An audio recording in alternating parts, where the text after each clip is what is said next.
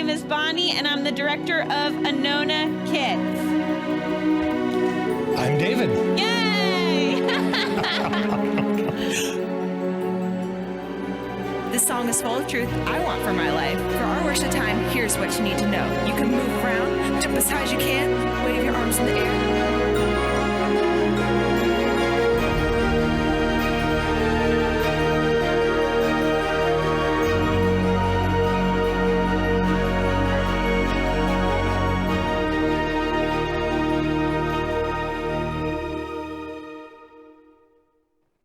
Isn't that awesome?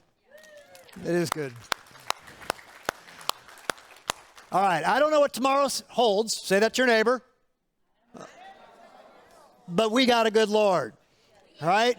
That's the message for today, because the message for today is sort of centering on Joseph's life, and he has all kinds of stuff that happens in the course of his life that you would think, oh my gosh, why doesn't he walk away from his faith? Why doesn't he give up? Why doesn't he stop? And instead, he sticks with the dream, and he keeps walking forward. So I'm in high school, all right? So I'm a quick transition. I'm in high school, all right, 9th grade, all right? So it's like 8 years ago, all right? So ninth grade. Hurtful, so hurtful. 9th grade, and there's this girl, and her name is Sue.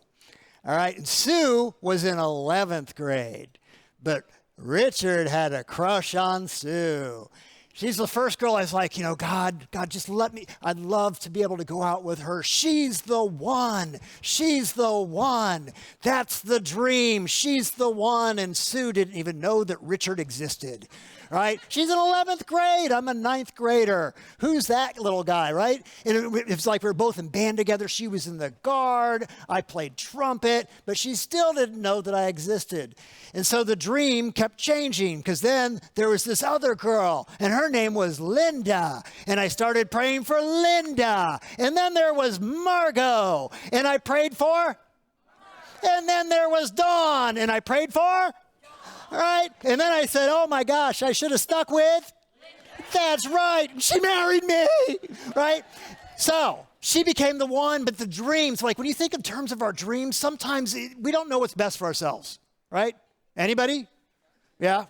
So sometimes we have these dreams for what things we want to happen in our life, and those things don't quite happen in the way that we expect to happen, and we struggle sometimes because they sort of get off course from what our dreams are. But sometimes this life doesn't give us the thing that we want, right? That's the story, that we don't get the things that we want.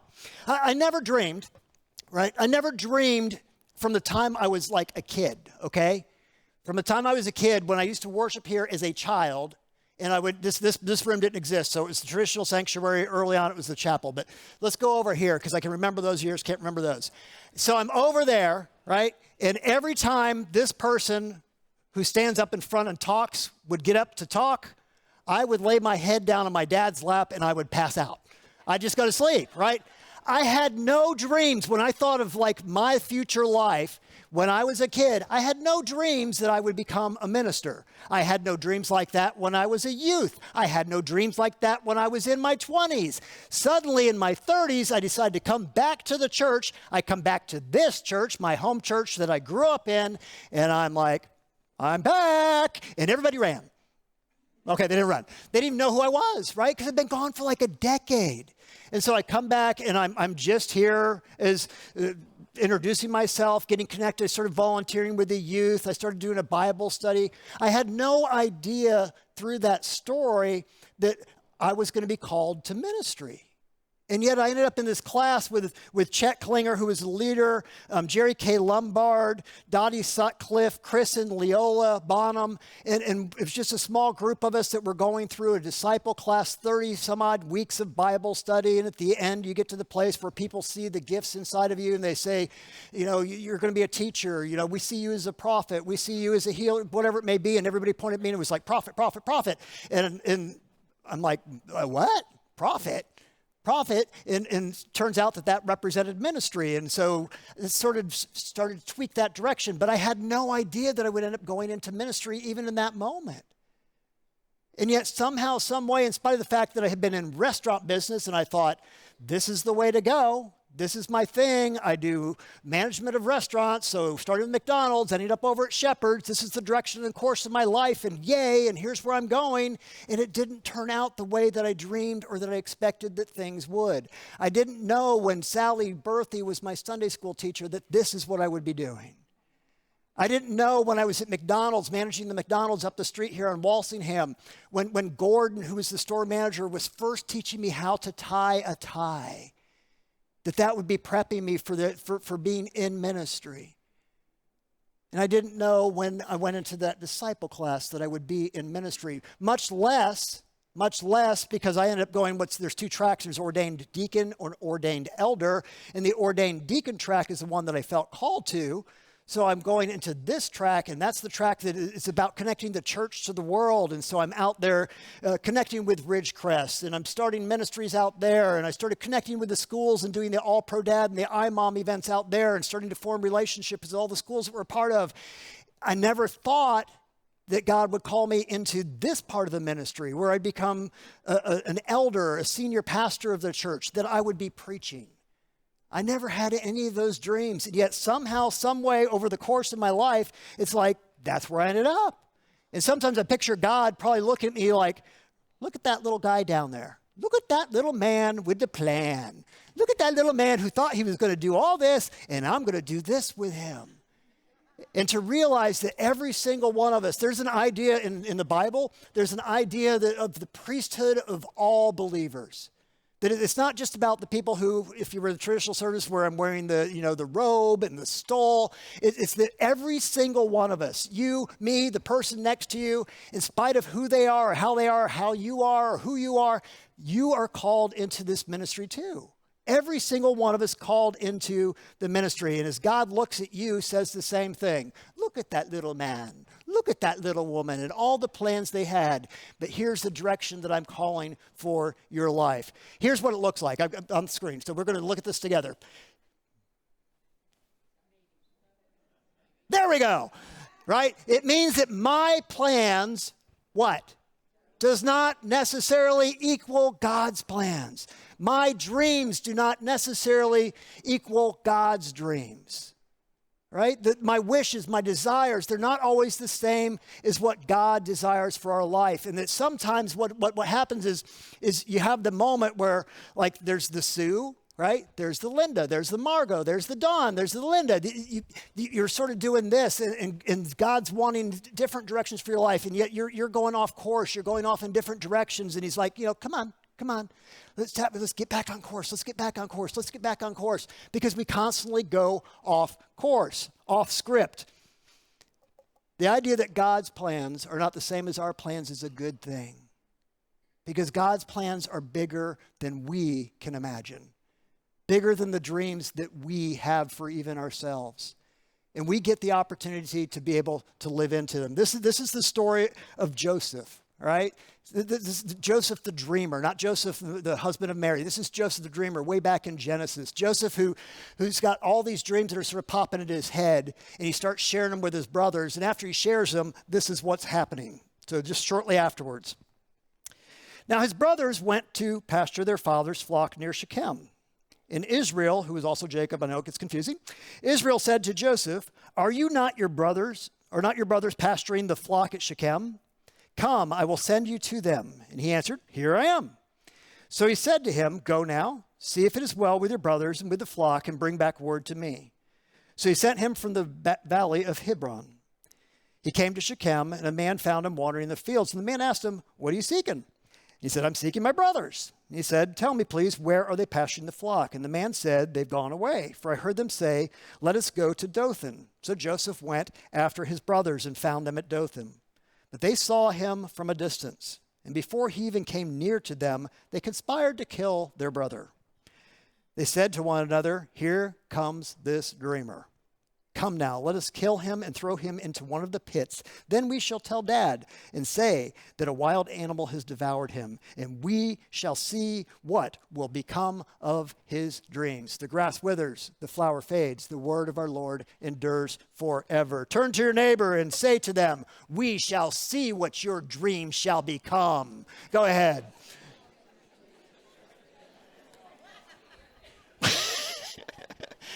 right? We shall see. Isn't that a beautiful line? I think it's a beautiful way to end the scripture, like, we shall see. But what they don't realize, what the brothers don't realize, is the dreams that Joseph has, they ain't his dreams. They're God's dreams. There's God's dreams for him. So if you're not familiar, just before this, it talks about the dreams. It's Joseph having this dream of being out in a field, and he's gathering wheat. His brothers are in the field, and they're gathering wheat, and they tie them up into what's called sheaves, so stacks of wheat that are standing up on end, wrapped with twine. And all of a sudden, all of the brothers' little sheaves of wheat start bowing down. And they're bowing down, not to God, they're bowing down to Joseph.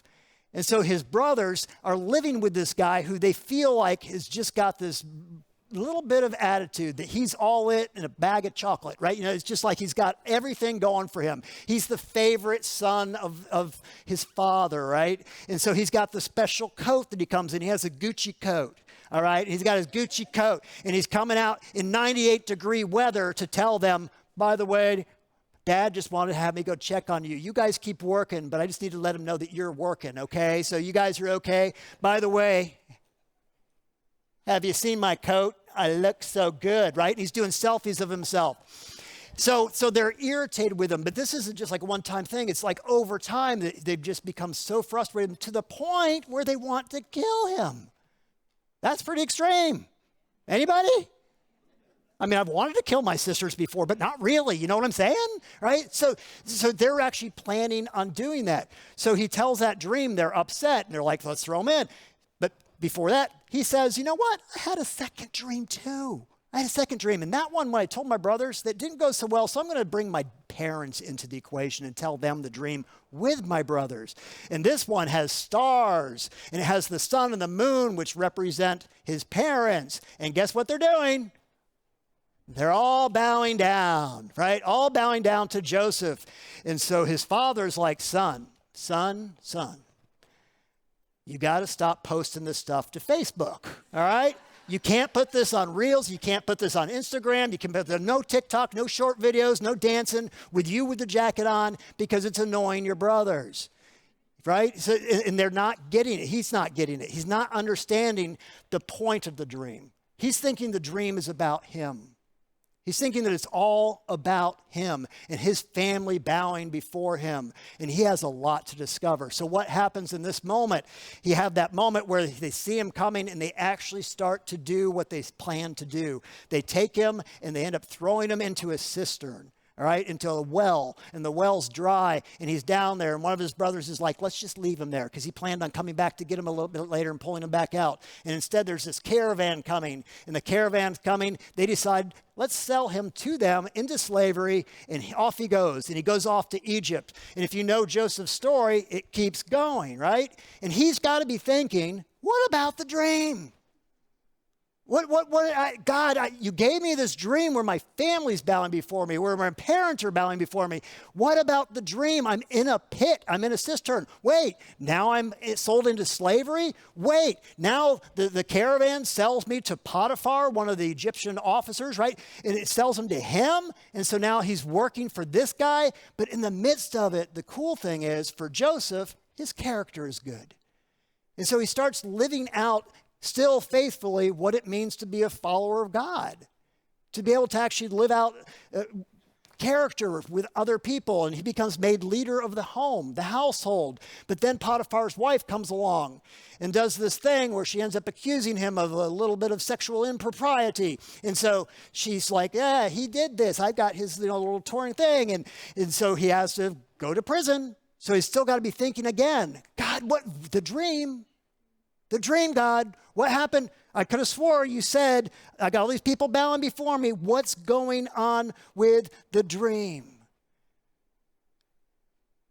He gets sold now from slavery into prison. From prison, he's now got an opportunity where there's these two other people in prison with him who happen to be servants of the Pharaoh, servants of the king. And they're like, we'll remember you if we get out ahead of time.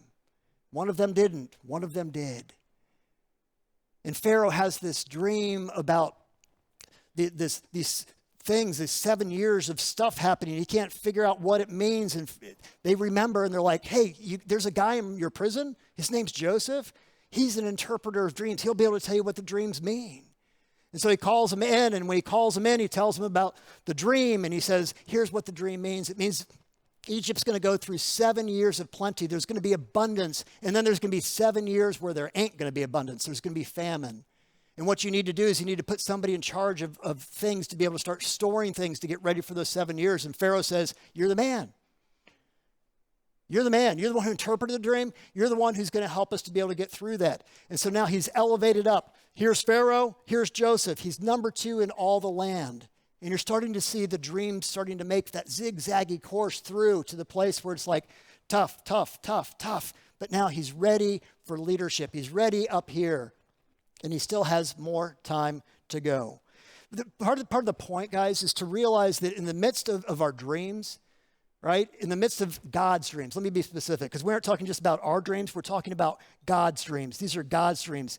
The promise is still in the process. And to remember, now let's step back for a second. Let's step back for a second and look at the bigger story, because the bigger story, we've been talking for weeks about Abraham and Sarah, right? 4 weeks we talked about Abraham and Sarah. And then to realize that they have a son, so we talked about that, the birth of the son. And you have Isaac being born. And now you have Isaac and Rebekah. And then later on, you're going to have from them Jacob. And you're going to have Jacob and Rachel and Leah.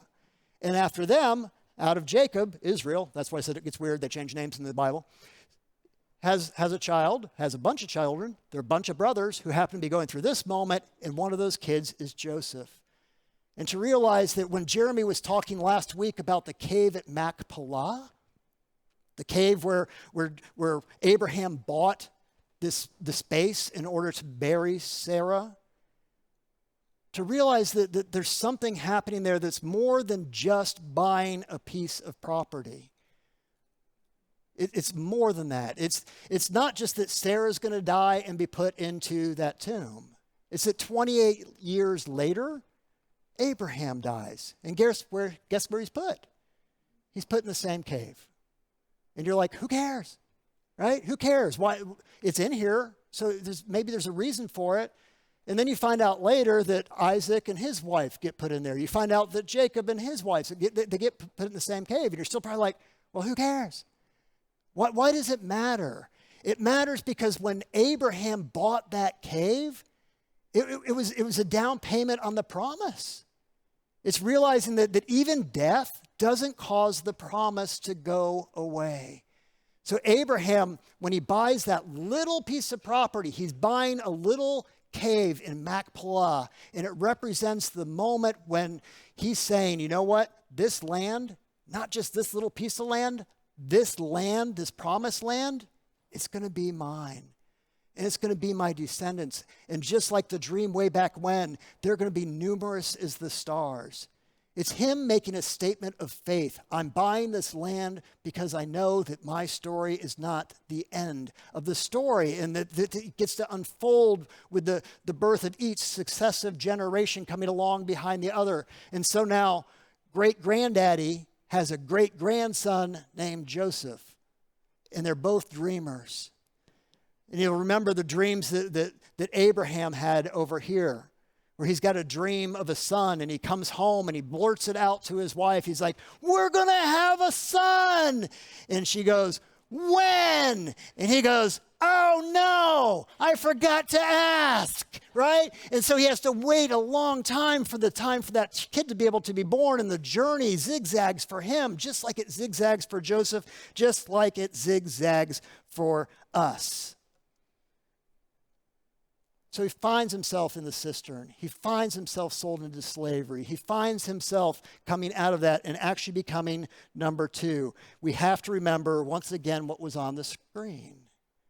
God's plans do not necessarily equal our plans. The dream is real. The route is not. Right? The route that we think that is moving forward is not the same thing. God's dream, and guys, this is important. God's dream, when it comes to God's dream, it's in God's time. Right? Isaiah says it this way, my thoughts are not your thoughts, my ways are not your ways. So far above the heavens that are above the earth, that's how far above my thoughts and my ways are compared to yours. And so I want to talk to you guys not just about this story, but I want to talk to you about a dream that we have for this church. A dream that we've had for more than a decade, at the time where it's been there and then it sort of falls apart. We haven't been able to quite pull it all together because things kept happening that prevented the dream from coming into fruition, into possibility. And so here's what's been happening. So it's a dream that I've been struggling with, our leadership's been struggling. I remember when I first became senior pastor here, and I'm walking onto the campus, I'm walking up the sidewalk over here, and I looked up at the cross over on the traditional sanctuary, and I'm like, with God, I'm like, God, let's do this, right? And this is in like 2019, okay, July of 2019. And so let's do this. And we got these big plans, and we're building reserves so that we can actually live into the big plans. And just as we're getting the reserves built, just as we're getting to the place where we have online worship for all of our worship services, guess what happened? COVID happened. And suddenly the plans that we've got, we had to set aside because we're walking through COVID on this journey. What we thought I would be facing in the transition moment between Jack and I was that you have a long-term pastor that's been here 25, 30 years or more. Normally a church goes through a 25% decrease in attendance when that transition happens. We thought that was the only thing that we had to deal with. Then COVID struck. Oh, but wait, there's more. Everybody say, there's more. There's more, right? So we get through COVID. We come through COVID on the other side. During COVID, I got an employee that moved from full-time to part-time and asked the question, hey, do I still get retirement benefits when I move from full-time to part-time? I said, I don't know. I'm just a minister, right? So I talked to Elisa. I'm like, Elisa, look that up. If you miss the all-church meetings, this is what these are all about, by the way, all right? So you're getting a quick synopsis of all church meetings. So I find out that, you know what? She is eligible, all right? Even though she's making less hours, she's eligible for the retirement plan, which caused me to say, oh, no. Because if that's the case, way back in 2006, when the plan got implemented, it got implemented with the idea that anybody who was full-time, 40 hours or more, if you were on salary, got 5% from the church towards their retirement. And when that happened, it was implemented just with the people who were 40 hours or more. The problem is the plan was written that anybody from 20 hours to 40 hours or more is eligible for the 5%. Do you hear the oh no? All right. So from 2006 to 2022, we haven't been paying 5% towards all of those staff and all of those employees that were less than that, right, in terms of their hours.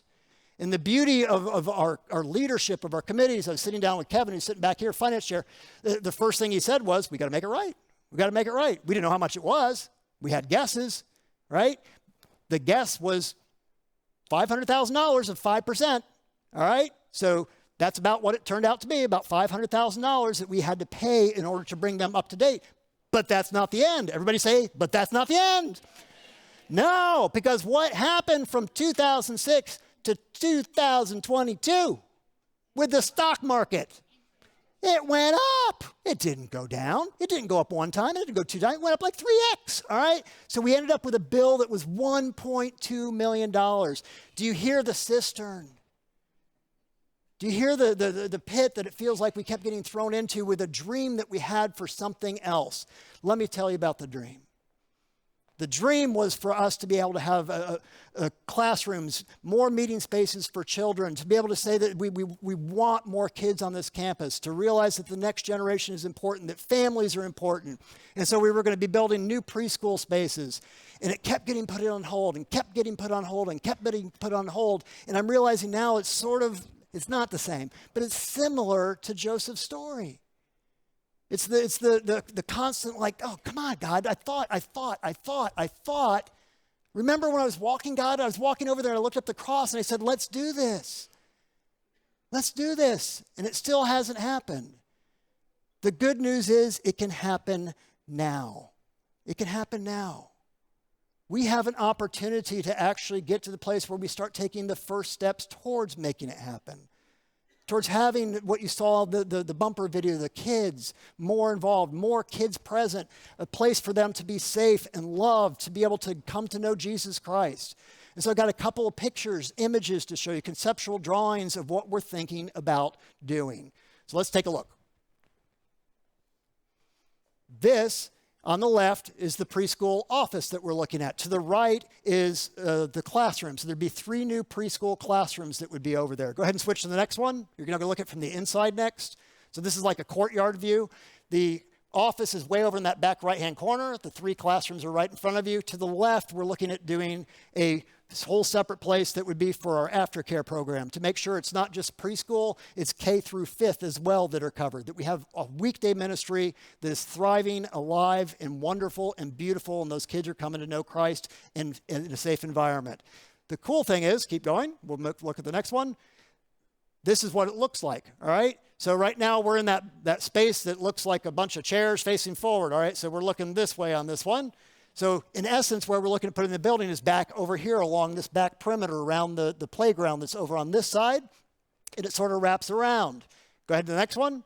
The reality is we can't do it in one phase. We probably have to do it in multiple phases. So we're going to take steps. First phase would be the office, probably a new bathroom or having a bathroom for the playground. And if you look way up top, what it does by moving the office out, it gives the opportunity for us to open up 2 new classrooms for the preschool, for them to be able to have those over on the upper side, which is in the education building. They move out of their office, they move some of the storage stuff out, it goes into that office space, and now we've got 2 new classrooms for kids, 2 new classrooms for families, 2 new classrooms for the church, for the community to be able to live into what it means to be followers of Jesus Christ.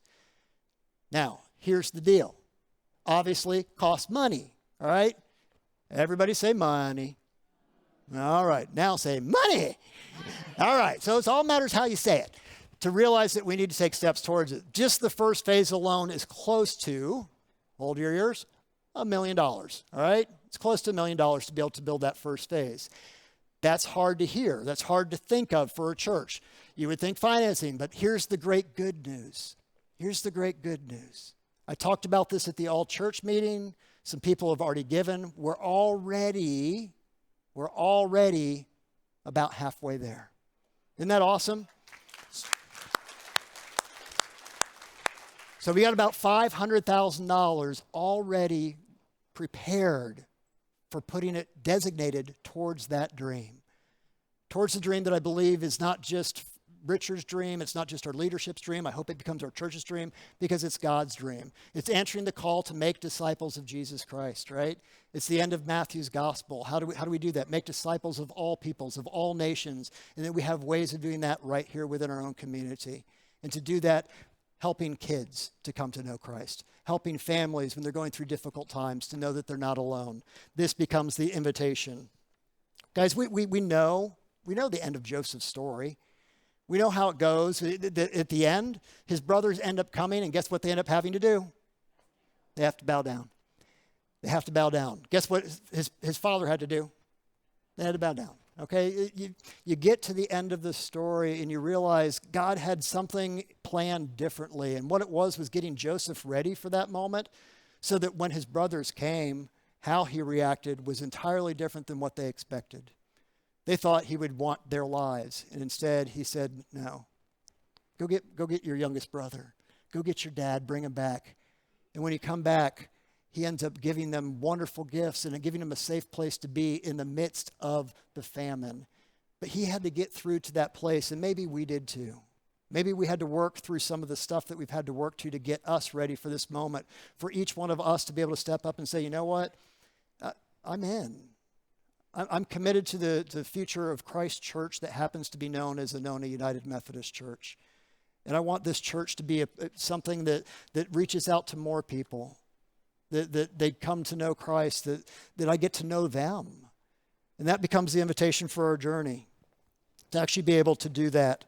So you're going to be getting something. When it comes to our stewardship information that normally comes out in October, there's going to be an additional card with it. And we're calling the campaign, it's Anona Plus. It's Anona, we have to still continue to give to the church, but we also are going to be asking for just a little plus. It can be a one-time moment. If we can actually pay for this like that, it's one and done. And we're able to move on and celebrate and realize that we cut a ribbon for that maybe sometime next year.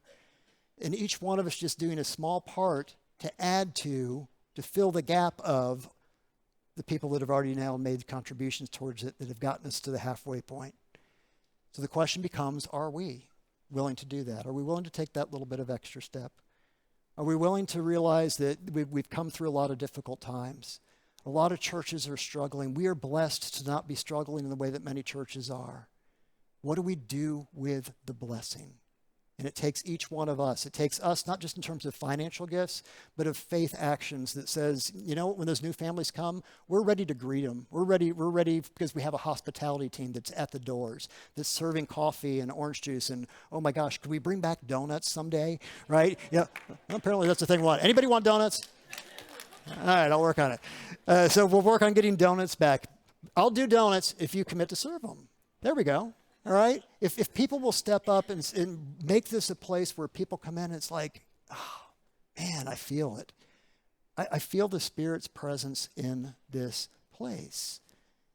And I get to do these things. I get to be able to serve and greet people at the door. I get to serve in children's ministry and bow down with those kids. I'm now bowing down to them because I'm getting down at their level and looking them in the eye. And there's people that step up and say, you know what?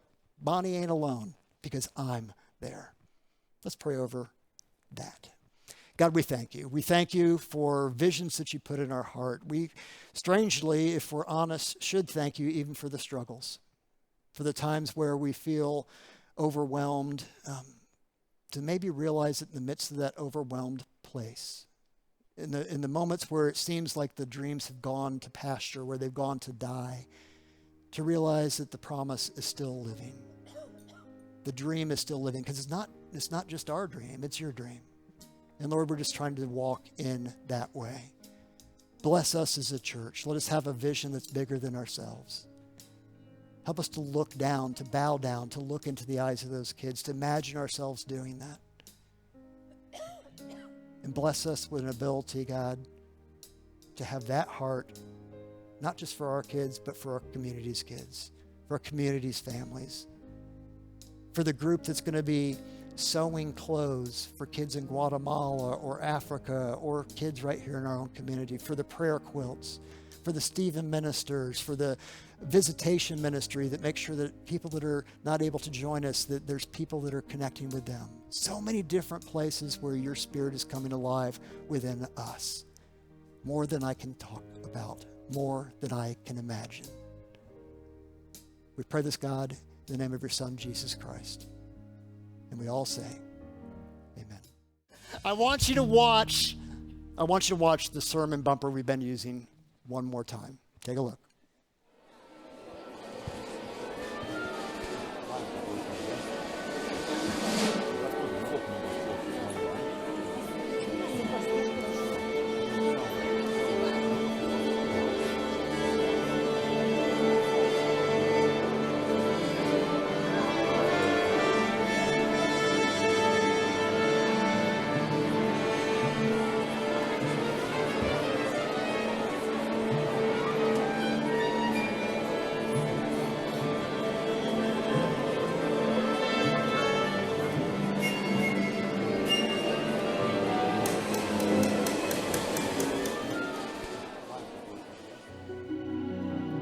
My name is Bonnie, and I'm the director of Anona Kids.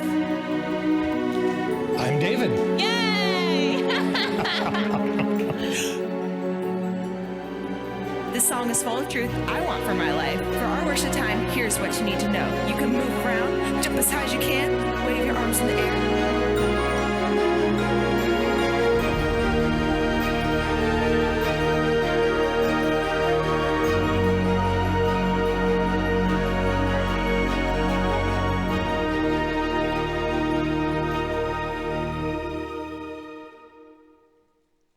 This whole series, we've been watching the first half of that. And when Jonathan was putting it together and he said, will this work? I'm like, oh my gosh, it's perfect. It is perfect because it ends with all the chaos of the orchestra warming up, right? So you got all the different instruments, everybody's playing their own thing. And all of a sudden you hear a tick, tick, tick. And what you know in that moment, when that little moment happens, that something beautiful is about to happen next. Something beautiful that we can't even imagine what it's going to sound like. We can't imagine what it's going to look like. We can't think of the things that God might do, and yet God does amazing things with the chaos and turns it into something beautiful. That's the invitation. Can we take the chaos? Can we just take some of the chaos of the world and say, you know what? We're going to be actually playing together. We're going to have some beautiful music for people to be able to hear. We're going to have a beautiful orchestra to be able to see. And it's going to be made up of little kids that smudge the windows and do all kinds of stuff that annoy us and eat all of our donuts. But we're going to celebrate. Are you with that vision? And I hope your answer is yes. Let's live into it. Let's go, God. God bless you. Go in peace. Amen.